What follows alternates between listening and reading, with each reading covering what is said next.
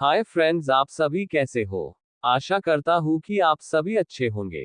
आपका हमारे channel VK Jatol classes में स्वागत है।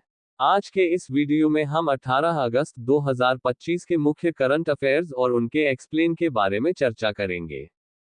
प्रश्न नंबर 1, हाल ही में 2025 में नागासाकी के इमैक्युलेट कॉन्सेप्शन कैथेड्रल ने किस वर्ष के बाद पहली बार जुड़वां घंटियां एक साथ बजाईं? ए 1945, ब 1950, सी 1980, डी इनमें से कोई नहीं। दोस्तों, आपका सही आंसर ऑप्शन नंबर ए 1945 होगा।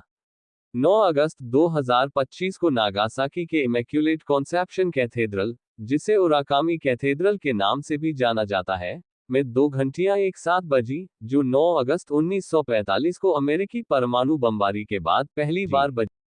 घंटियां सुबह 11:02 बजे बजी, जो ठीक उसी क्षण को दर्शाता है जब हिरोशिमा पर बम गिराया गया था। लाल ईंटों से निर्मित इस गिरजाघर का लगभग पूर्ण विनाश हो जाने के बाद 1959 में पुनर्निर्माण किया गया था, तथा इसमें केवल एक घंटी ही बची थी, जिसके कारण उत्तरी टॉवर दशकों तक शांत रहा। इस वर्ष विलियम्स कॉलेज के प्रोफेसर जेम्स नोलन के नेतृत्व में एक परियोजना के माध्यम से अमेरिकी कैथोलिकों द्वारा जुटाए गए $1,25,000 से एक नई घंटी स्थापित की गई। प्रश्न नंबर 2, आरबीआई के नवीनतम आंकड़ों के अनुसार वित्त वर्ष 26 में अब तक भारत की बैंक ऋण वृद्धि कितनी है? ए 1.3%, ब 1.4%, सी 1.5%, डी इनमें से कोई नहीं। दोस्तों, आपका सही आंसर ऑप्शन नंबर ब 1.4% होगा।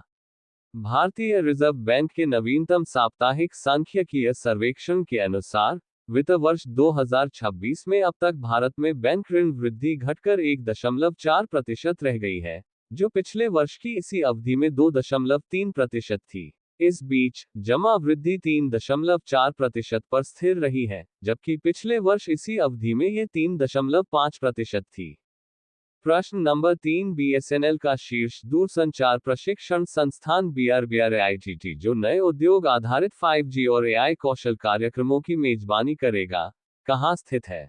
ए जबलपुर, बी जयपुर, सी मुंबई, डी इनमें से कोई नहीं। दोस्तों, आपका सही आंसर ऑप्शन नंबर 1 जबलपुर होगा। भारत संचार निगम लिमिटेड BSNL ने 4 वैश्विक प्रौद्योगिकी अग्रणी कंपनियों Ericsson India private limited, Qualcomm technologies Inc, Cisco systems और Nokia solutions and networks India private limited के साथ समझौता ज्ञापनों MOU पर हस्ताक्षर किए हैं। इन समझौतों का उद्देश्य भारत के डिजिटल परिवर्तन को तेज करना है, जिसके तहत 5G, AI, ईमेल, नेटवर्किंग और अन्य डिजिटल प्रौद्योगिकियों में उन्नत प्रशिक्षण कार्यक्रम BSNL के प्रमुख प्रशिक्षण संस्थान, Bharat Ratna Bhimrao Ambedkar institute of telecom training BRBRAITT, Jabalpur में संचालित किए जाएंगे। प्रश्न नंबर 4, BEML लिमिटेड ने हाल ही में किस देश से अपना पहला विदेशी रेल और मेट्रो अनुबंध हासिल किया है? A Nepal, B Sri Lanka, C Malaysia, D इनमें से कोई नहीं। दोस्तों, आपका सही answer option number C Malaysia होगा। सरकारी स्वामित्व वाली कंपनी BEML लिमिटेड को मलेशिया से रेल और मेट्रो खंड में अपना पहला विदेशी अनुबंध प्राप्त हुआ है, जिसका मूल्य $1 मिलियन है। BEML लिमिटेड को 9 अगस्त 2025 को मलेशिया से रेल और मेट्रो क्षेत्र में मास रैपिड ट्रांसपोर्ट सिस्टम के रिट्रोफिट और रिकंडीशनिंग के लिए अपना पहला विदेशी अनुबंध प्राप्त हुआ।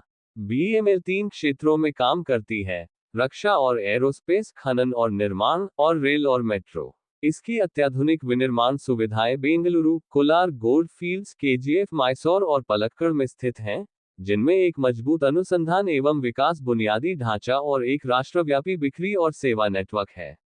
प्रश्न नंबर 5, सेवानिवृत्त सरकारी कर्मचारियों के संस्मरणों को दस्तावेज करने के लिए अनुभव पोर्टल किस वर्ष लॉन्च किया गया था? ए 2015, बी 2020, सी 2025, डी इनमें से कोई नहीं। दोस्तों, आपका सही आंसर ऑप्शन नंबर ए 2015 होगा। पेंशन एवं पेंशनभोगी कल्याण विभाग ने राष्ट्रीय अनुभव पुरस्कारों की 10वीं वर्षगांठ के समारोह की घोषणा की, जिसका उद्देश्य सेवानिवृत्त अधिकारियों के अनुभवों को एकत्रित करना, संरक्षित करना और उनका सम्मान करना है। इस पोर्टल पर कर्मचारी सेवानिवृत्ति से 8 माह पहले या सेवानिवृत्ति के 3 वर्ष के भीतर अपना लेख प्रस्तुत कर सकते हैं। संबंधित मंत्रालय द्वारा इन लेखों को प्रकाशित किया जाता है और पुरस्कार के लिए मूल्यांकन किया जाता है। 2015 में प्रारंभ किया गया अनुभव पोर्टल प्रधानमंत्री नरेंद्र मोदी की परिकल्पना थी, ताकि सेवानिवृत्त होने वाले अधिकारियों के बहुमूल्य अनुभव और संस्थागत स्मृति को संरक्षित किया जा सके। प्रश्न नंबर 6, हाल ही में भारतीय तटरक्षक बल और किस देश तटरक्षक बल के बीच नई दिल्ली में 8वीं उच्च स्तरीय बैठक हुई?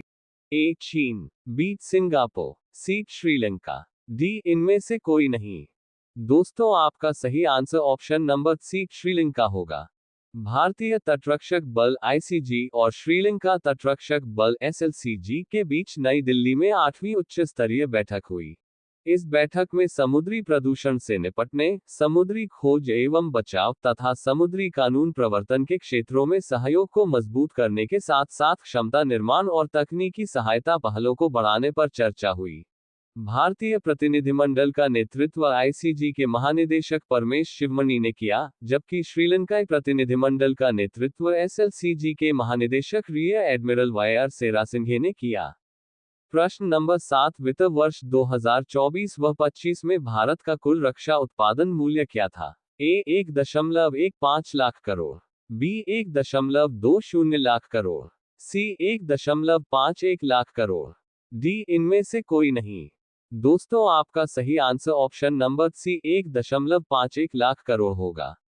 वित्त वर्ष 2024 व 25 में देश का वार्षिक रक्षा उत्पादन बढ़कर 1,50,590 करोड़ रुपए के सर्वकालिक उच्च स्तर पर पहुंच गया है। यह उपलब्धि पिछले वित्त वर्ष के 1.27 लाख करोड़ रुपए के रक्षा उत्पादन की तुलना में 18% की अभूतपूर्व वृद्धि को दर्शाती है।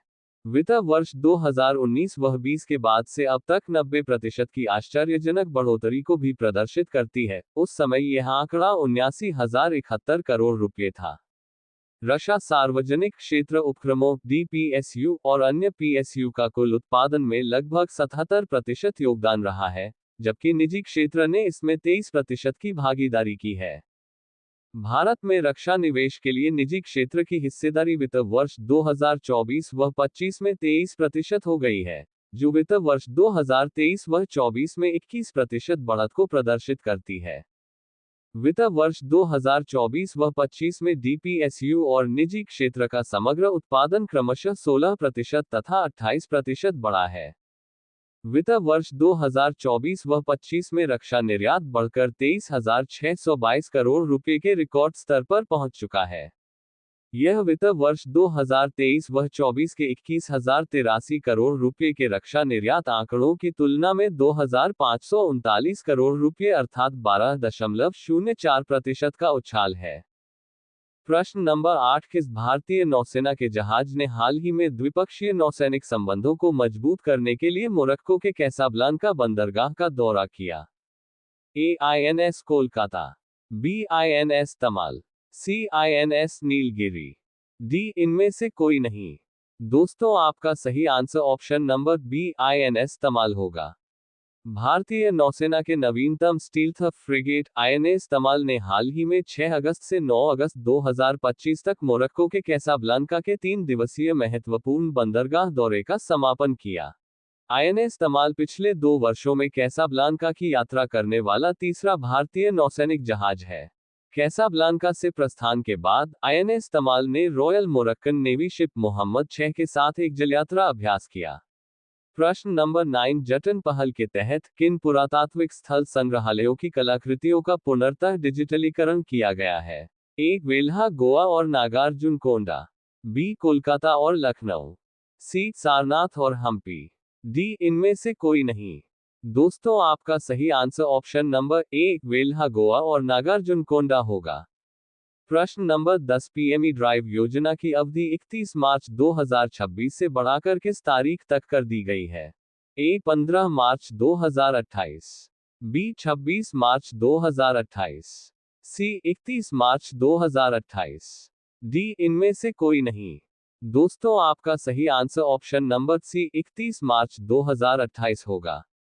यदि दोस्तों आपको हमारा यह वीडियो अच्छा लगा हो तो वीडियो को लाइक शेयर जरूर करें, साथ ही हमारे चैनल वीके जाटोल क्लासेस को सब्सक्राइब जरूर करें ताकि हमारे चैनल पर अपलोड होने वाली प्रत्येक वीडियो का नोटिफिकेशन आप तक तुरंत पहुंच सके।